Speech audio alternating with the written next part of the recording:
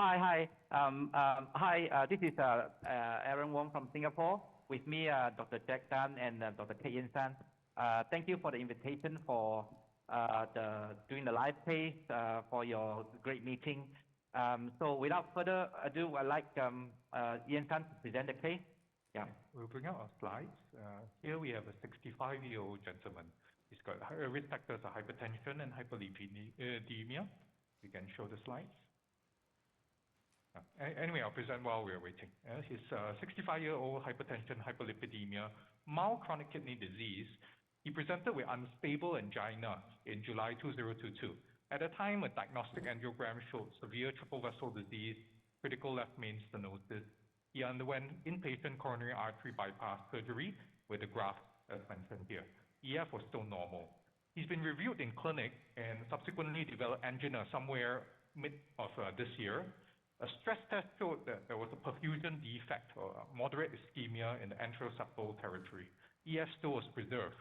So a diagnostic angiogram on the 12th of July showed that the lima was atretic.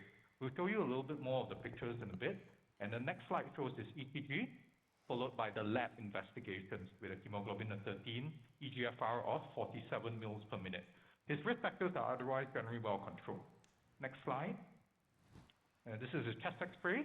And the angiogram, the first angiogram I'm going to show you is from 2022, with a diagnostic angiogram showing a calcified distal left main lesion, 90%, large diagonal, very good targets, and also a very large LAD.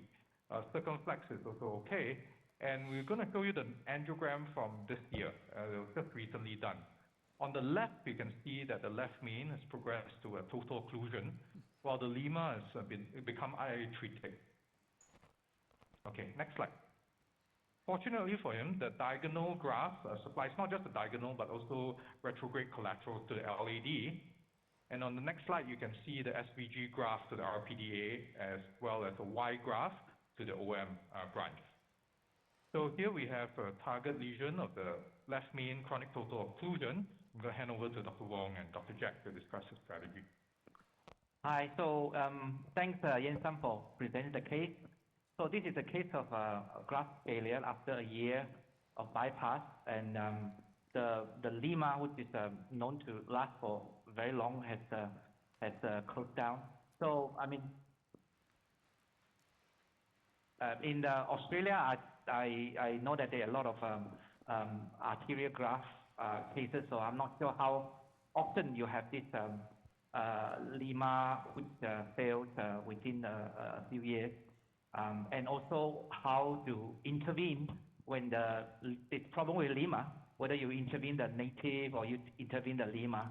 And in this case, obviously, the lima can't be intervened because it's atretic. But if there is an anastomotic lesion, whether you will intervene the LAD or lima. So the panel want to discuss about what the strategy for this case. Yeah. Thanks, Aaron. We have a panel here today consisting of Adelaide Lo.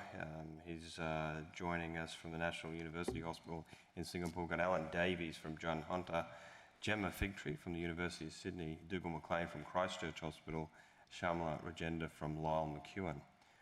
So we've got a fairly distinguished panel. Thoughts, Dougal? There's obviously a fair amount of competitive flow coming from the vein graft to the diagonal, which may have contributed to the fact that the lima failed. Do you have any comments on this case? Clearly the patient's presented with an unstable syndrome.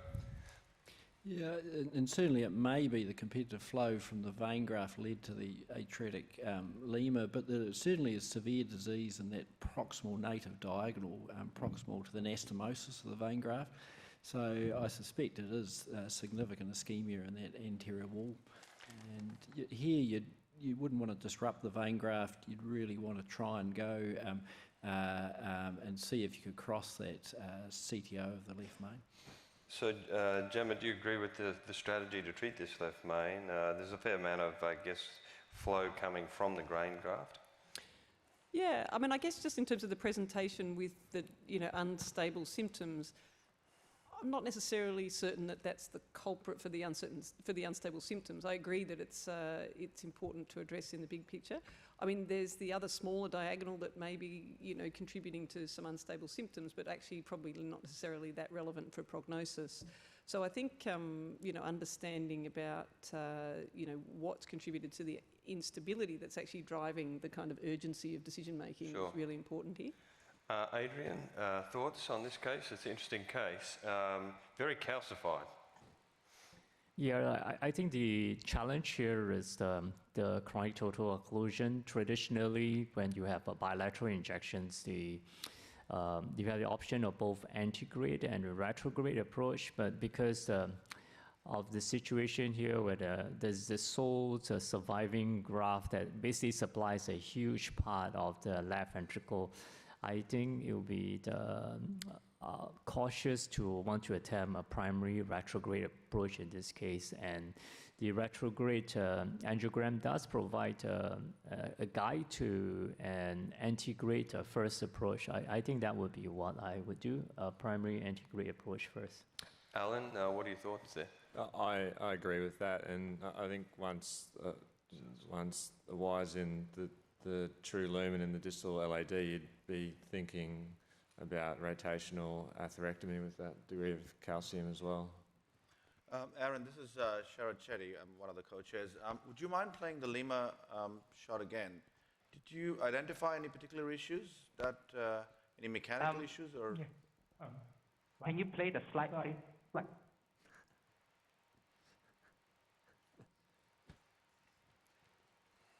Can you play the slide, please? Yeah.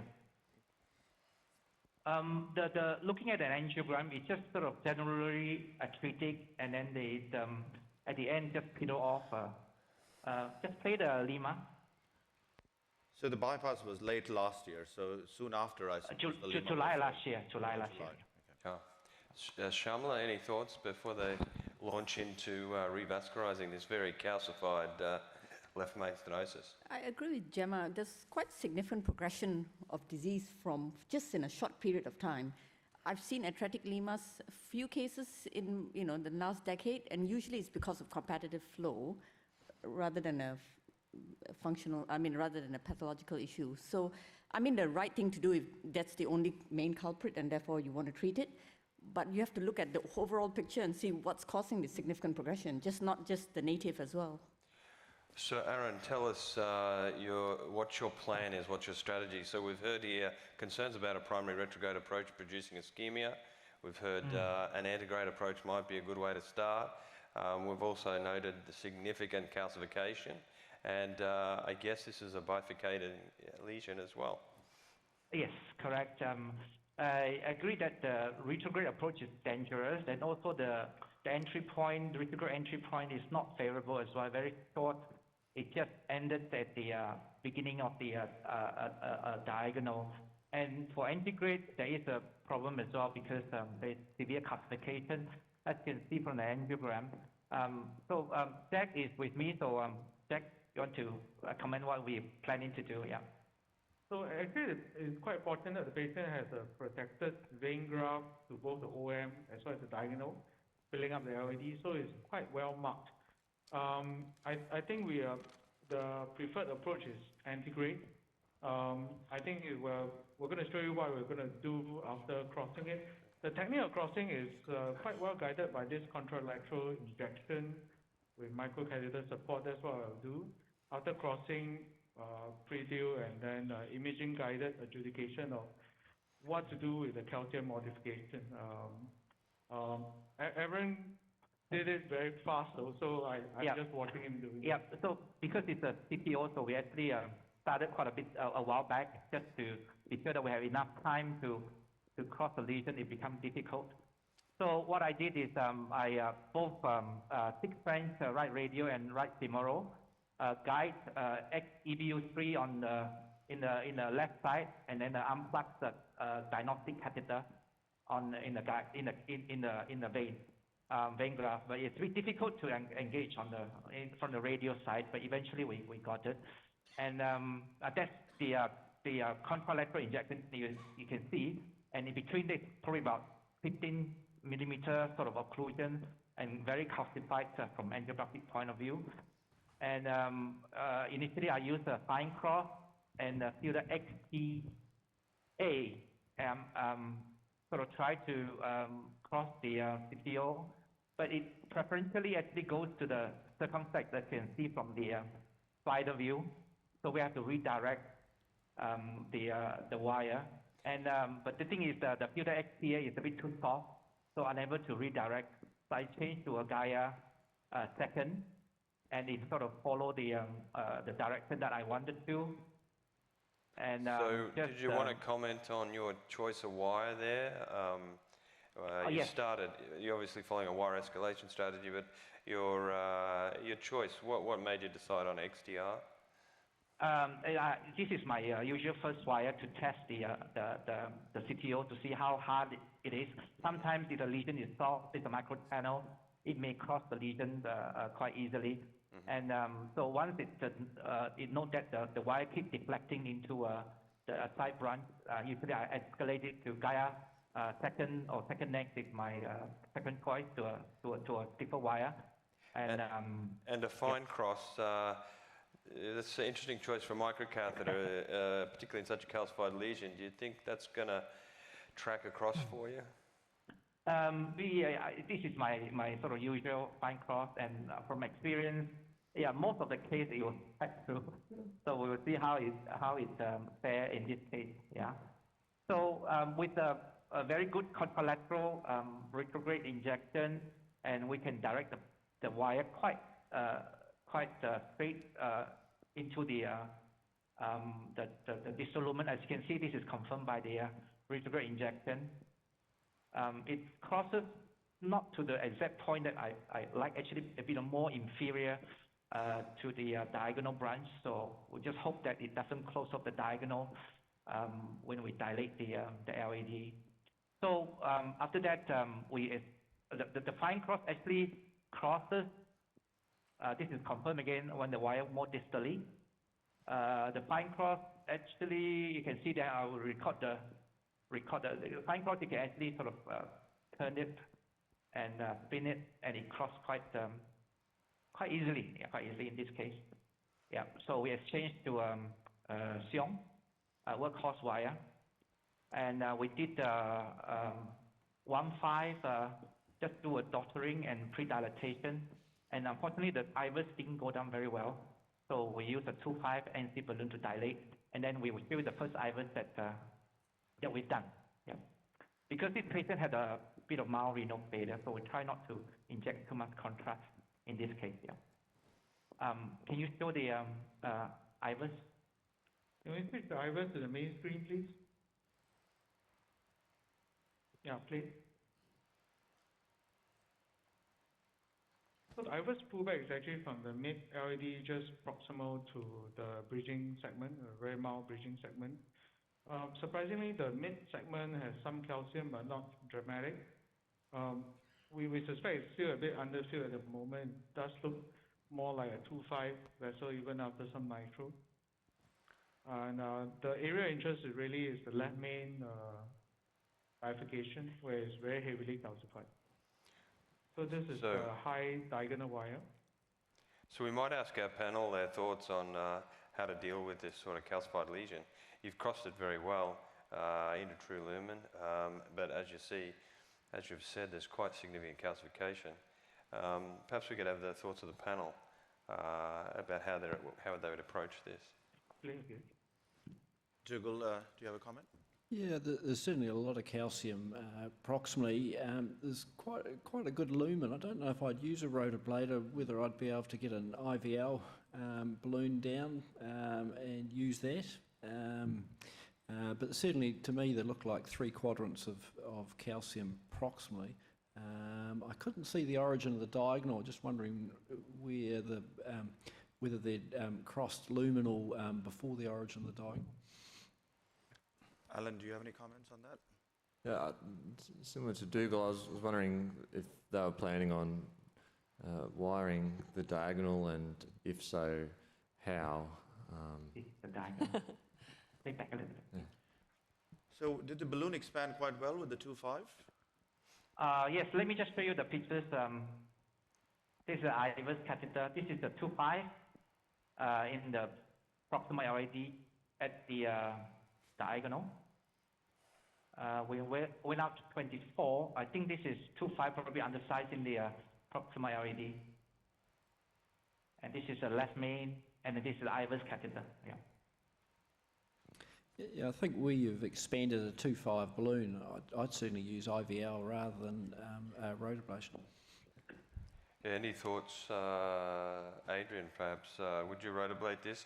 I mean, you've got quite a large vessel, so if you're going to do rotablation, it's got to be quite a big burr. And you've got, what, a 6 French system in, so it's going to limit your burr size. Comments? Yeah, I think if I had wanted to do rotablation, I would have done it up front, but now that he has already pre-dilated with a 2.5 millimeter balloon and it appears satisfactory, I'm not sure the value of doing rotablation at this point in time. So, but there is extensive calcification, and I certainly would want to consider maybe lithotripsy, just to make sure that I've got the lesion properly prepped prior to deploying some stents. I've had a few cases where you've used lithotripsy where there's a bifurcation and you've caused problems at the bifurcation. So another thought's using orbital here. Gemma, do you have any comment? Given that the balloon's expanded so well, would anyone go directly to, say, expand with a bigger balloon and stent it? It's not an unreasonable approach. I can't see any complete 360-degree arcs of calcium there, and the reasonable dilatation with the 2.5 balloon, you could take a 3.0 NC and see how that expands. What about a cutting balloon, or such as a Wolverine? I mean, you got good expansion with the 2.5. Would you take a cutting balloon and further modify the plaque, given that the balloon is expanding and crossing? Yeah. No takers for a cutting balloon?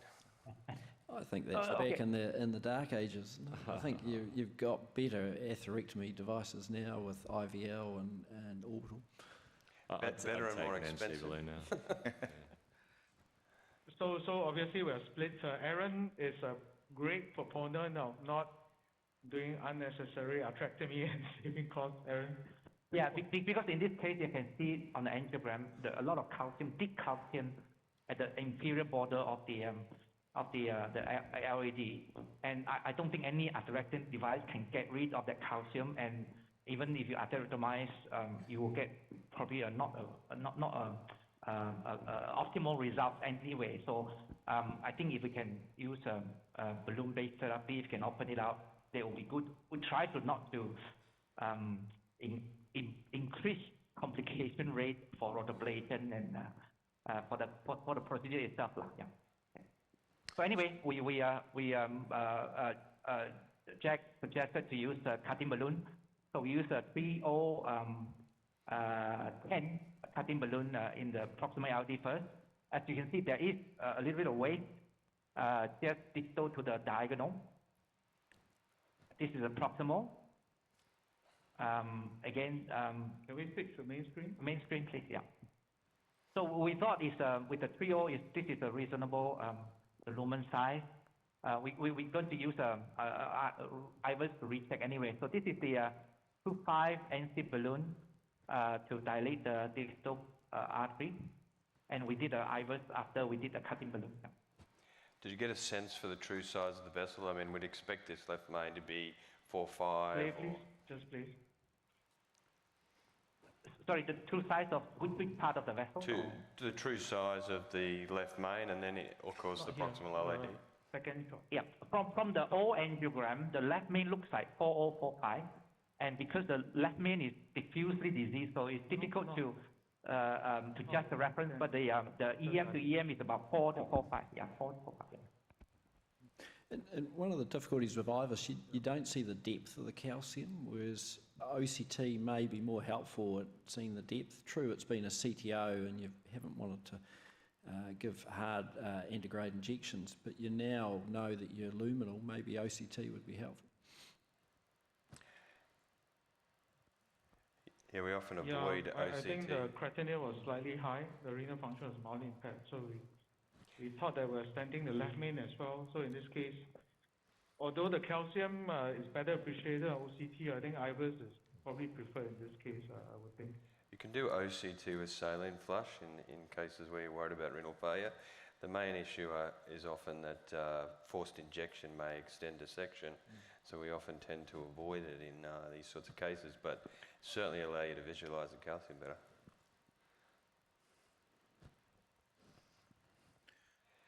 So that's a big vessel there, just that last frame. It's quite a 1, 2, 3, 4.5 left main, so that's good reference. So what's your plan, Aaron, progressing Yeah. from here? So what we decided, Jack just sort of did the IVUS, and then we thought we're going to stem from a normal segment to the normal segment. So this is the first standard we use is a 2528 for the distal part, Zions 2528, and then we post dilate with 3.0 and 2.5 NC balloon. So while we're waiting to put in the last stent from the left main to LED, we actually try to wire the circ. I'm just wondering, the panel, any one of you would attempt to wire the circ just to keep a lumen open, so just in case that the graft failure, that it may be a chance to come back to do the circumflex, yeah. It's certainly going to make it hard if you stent across the circ into the left main, trying to revascularize it later. So it's a good point. You had a pretty good graft onto that circumflex though, right? So would you potentially endanger the circumflex? We're not going to make it pretty. We're going to just make a lumen, open a lumen. It was a CTO anyway. So yeah. So anyway, we actually proceed to it. Just give it a try, and the wire actually crossed fairly easily with the XTA. Yeah. And then we exchanged it for it's converted into true lumen. We dilated with a 2.0 and 2.5 NC balloon, and that's where we are now. We're going to stand across the left main to LED with the 3.533. We use the IVUS to measure the length, and because it's 6 frames, there's 3 wires inside, so there may be a little bit of a problem with the equipment. So I may have to remove the third wire later on if there's a problem. So for the diagonal, in case that we also try to keep it open. So what I will later do, if possible, we will, the diagonal already came out. All right, so RF cranial, please. Yeah, we try to use the gel balloon technique if possible, but it looks like it's coming up cranial, please. Yeah. While we're waiting, yeah. Okay, so I'm just wondering whether anyone would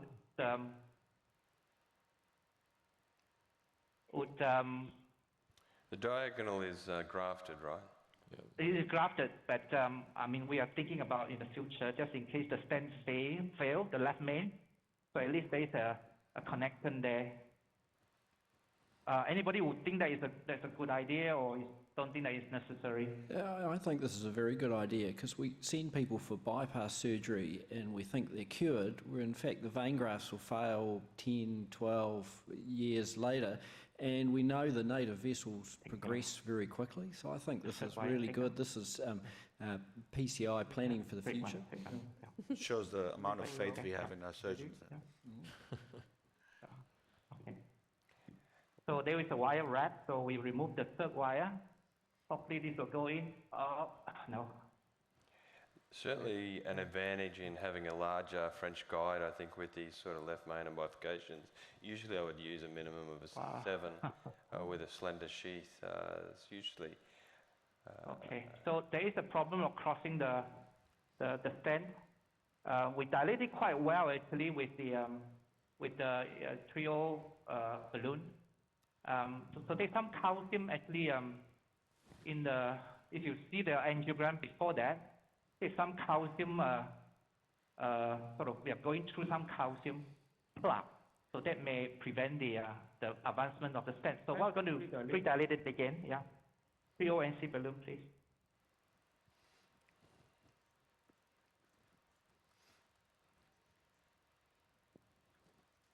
So you already placed the distal stent, right? Only place the distal stent. So we're going to put the proximal stent now. Yeah.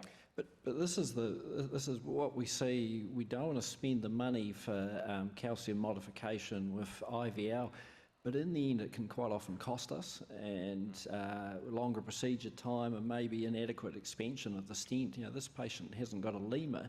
You really want this LAD stent to be as good as a lemur. You want it to be well expanded. It's not about acquisition, but the thing is, you can't prove that, you know, using IVL, you will give you a perfect result. I mean, these are very deep calcium, and I'm not so sure whether the IVL can really, at the end, will give you a, It's a wire, right? yeah, it's a wire, yeah. Certainly been able to sort of pass the stent distally, so I assume something's just spicule or something's holding up the advancement. Yeah, correct. Give me a new balloon, please. And the other thing, you may have a wire wrap with that. Correct, diagonal wire. Yeah, correct. Yeah, so in that case, they might have to remove the diagonal wire as well. Why don't we have a new balloon first? If it still cannot, then we will remove the diagonal wire. Since diagonal is protected anyway, so. But it was there before the diagonal wire. I doubt it's wrapped.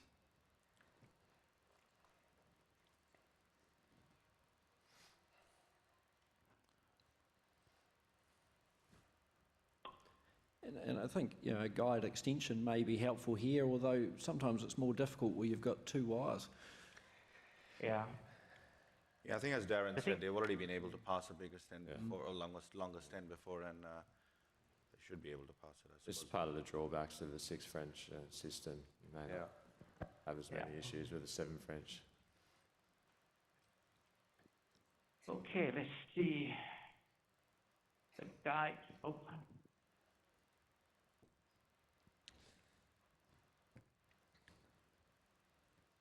Oh, it crossed nicely, the new balloon, yeah. Go. 12, 14, 16, 18. Down. 18 here, go. There still seems a bit of waste just in the distal to the diagonal. Down. Yep, there is. Okay, I'll try the stent again. So hopefully this can push the some specules calcium aside, and the stent can cross. If can't, then we will use a guide extension just to make it through before the diagonal. Yeah. Just checking the stent. Using your balloon to facilitate passage of the guide extension is often a good strategy as well, but you'd probably have to remove the diagonal wire, you know, to make it work for you. Which I think you can probably do anyway, because it is protected, and unless you're going to do any more work on that diagonal, the wire is probably just going to get in your way. Yeah. Okay, both cranial, please. Thank you. You want to do a pitching balloon? Oh, yeah. So in this case, since we cross, we're going to just use do a gel balloon technique. Just put a 1.5. I tend to use the classical gel balloon technique. Just put it in the middle. Yeah. What size is the stent? Size is 3.5. 33, design, And I think it's important you know your particular stent you're using, because some of the company's stents, a 3.5 will only go to about 4.7, whereas others, the 3.5 will go to 5.7. That's quite a big left main, so you want to make sure you've got the right stent. I think you said it's a Zions. Zions is a pretty good choice. It's got a good size range. That'll go to 5.7.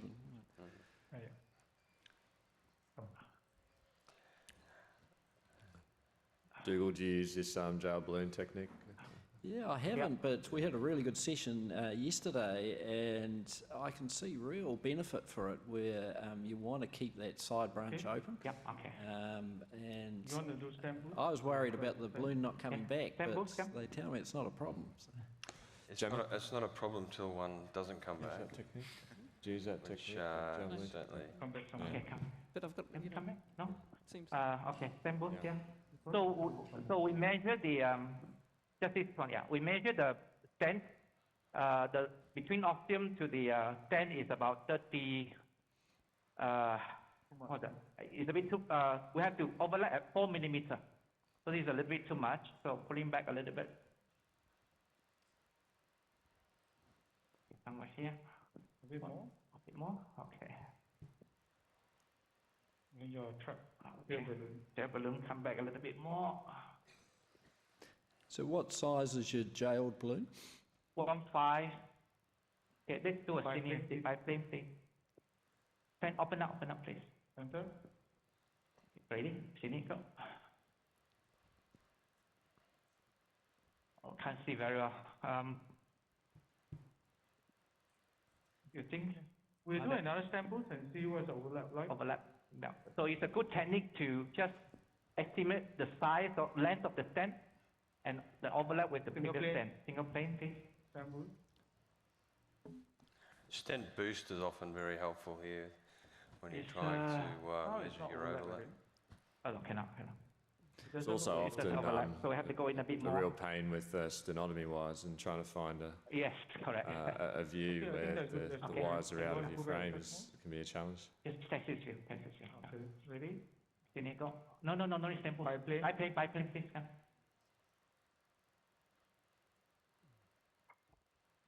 I think you Okay, I have to come back a little bit more, yeah? This view is good, yeah. Fix it. Yeah, okay. Senior, go. Routinely we'd use sort of stent boost on this. It does increase Yeah, the radiation this one. dose, but Good. Okay. Go up here, go. reduces contrast, you know. So the balloon marker is. Yep. The balloon is good. Yep. Yeah, I was surprised about how much radiation there is. There's quite Okay. a lot more radiation. than Leave it. stent boost, isn't there? Definitely, yeah. Okay, that's fine. That's nice. Yeah. Okay, done. So what I usually do is just check whether the diagonal is So what pressure Okay. did you deploy that at? Just 12. so So it looks a bit pinch, the diagonal. pinch. Okay, so we're going to inflate the diagonal. Okay. Okay, negative. Okay. So up. with the Up. trapped balloon technique, you tend not to deploy the stent at high pressure initially. Is that Yeah, part correct, of the yeah. strategy? Top 14. Yeah, one more time. 14. Okay. How much Okay. contrast do we add? Oh, down. Let's see whether the still not. Maybe the balloon is there. So I'm going to remove the balloon. You've also got a winged stent balloon plus that. Okay. the Yep. Correct. Yep. diagnostics Let me are just huge, one more time. so you don't really know if it's occluded here or not. Yeah. Go back here. Anti-grid flow, competitive flow. So maybe it's difficult. Okay. This one. Yeah. So And we're going to here just re-expand this stent, and then we're going to inflate of 246. Can I use a 4O NC balloon, please? Yeah. But Going to this- pop the left main. I don't think we can see flow from the diagonal because because of the competitive flow. So at the end, what we can do is we can just engage the graph again to see whether there's any retrograde flow. Yeah. In this case, probably having a 6 French guide is a good thing because you actually don't want any longitudinal deformation of that ostial left main stent, and your 6 French guide looked really good when you pulled out the jailed balloon. Okay. Interesting to see that CTO operators are usually 2 steps ahead and thinking about the next intervention. I must admit, I would have probably just stented across the diagonal and not thought about preserving patency, given that it's well We know if you want a CTO, have bypass surgery, because the native vessels all start Before occluding with NC50. competitive flow. And Go caudal. Go down, go caudal, please. Yeah, I think there's a real strong trend to try and undertake more arterial revascularization because of this. I mean, it's a crying shame that a lemur to the LAD, which is probably the best graft you could wish for, failed in this situation. I think it's probably... So I think I'm going to remove the diagonal wire now because we're going to post-dilate it. So this is not a hydrophilic wire, so I worry they may get trapped. Sorry. Let me just put the LED wire down a bit more. Okay. And even removing this wire, it's watching your guide doesn't get pulled in, but that's a great example of Okay. keeping it out. not damaging your osteal stent. Okay, so the side here. Balloon is coming, not yet. Okay, coming up. Okay, spider view. Where is it? Okay, here go. 2, 4, 6, 8, 10, 12. 14, 16. Okay, down.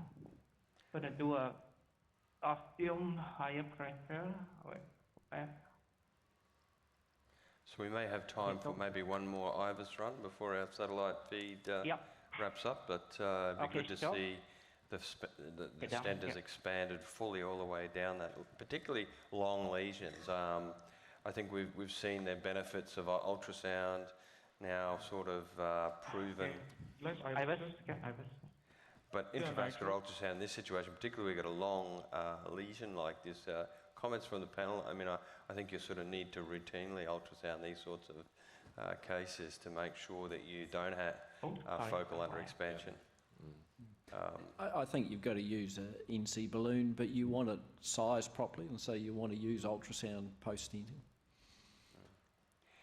So a question, if following post-dilatation, the stent still isn't completely satisfactorily expanded, would you then go and use IVL? Usually we'd use an OPN. What would the panel do? So, Gemma, we go in, we find that there are areas of focal underexpansion. Do you see any role for IVL now? I mean, I think with that length of stent, I think you could probably start simply, just going back and being aware of that area and having another go. I mean, I think the other thing from a simplicity perspective is just other views, obviously very helpful as well. So, I mean, I think I'd be fairly pragmatic to start with. Yep. So one experience from using OPN is that we try not to use it after stenting because the risk of perforation is very high, because it will act as like an angioscope where the focal point of the stent actually can perforate. So I usually use it before the lesion preparation rather than after stenting. Yeah. So this is IVUS. Where are we now? This is where just across the segment where we thought there was a under expansion. Sorry, I can't see that here. Yeah. Yeah. Here probably need to post a little bit more. The proximal LAD 3.5. Yeah, 3.5. No. This is the left main. It's looking pretty good. Comments from the panel there? I would agree about the OPN. Be cautious, because if you've got a calcified nodule, you can turn that with an OPN. You can turn the calcified nodule into a spear and cause a perforation. Sure. Of course, it's a sort of last resort for a grossly underexpanded stent. You haven't engaged it. No, disengage. Okay, disengage now, yeah. So I'm just going to disengage the... Nice, right, the ostium actually, the stent. So the left main looks pretty good. Coming to the, I think can be a bit better optimized. This right, the osteo LED is a 3.5. We're going to use a 3.5 to post-dilate. Yeah. But the area where the balloon didn't fully expand actually looks pretty decent on IVUS. What do you guys think? That area you're at the moment, what do you think of that area panel? Shamala? Could you pause the IVUS at that area that you're talking about? Yeah. Because okay, that co-registration is also I'll bring it to the area where the balloon didn't fully expand. Somewhere here actually. A little bit more proximal. Yeah. A little bit more proximal. Yeah. Somewhere here. Yeah. That looks. Actually, it expanded quite well. Yes, it does. Maybe a bit is. What pressure did you go up to? At this part is the 3.5. We just deploy at a nominal pressure actually. Right. 12. 12. Yeah. And then just underexpanded there, isn't it? Yeah. Yeah, this is right at the distal left main, so we're going to use a 3.5 to post-dilate that one, yeah? Yeah, let's go with 3.5. 3.5, yeah, okay. So there was some work done on IVL, and the concern was obviously disruption of the polymer using IVL post-stent deployment, but apparently there isn't that much disruption as we had feared it may be. And does it diminish the value of the IVL, having the stent there in place? Does it affect the distribution of the shockwave? Possibly, but I think on a few occasions we've used it where, I guess in hindsight, we should have used it up front. But then it was better than having an under-expanded stent with the risk of thrombosis, I suppose. Better than restenosis is better than thrombosis. I get the feeling that it's much more effective if you use it without the stent being there, that it's the lesser of two evils as opposed to leaving an under-expanded stent. So Aaron, we're just about out of time. We might get you to give us one more shot just to show, after you delete that, to show... So this is a part where you see that it's slight under expanded stent. Yeah, inflate here. Yeah, you see the waist there. I'm going to do an angio for you just at the end. Yeah. Here, yeah, okay. One more expansion here. So 6, 8, 10, 12, 14, 16. Okay, come, let's do it. Start. Quick inflation. This is okay. Yeah, contrast. Okay, biplane now. Okay. That's a great job. That looks really good. So congratulations.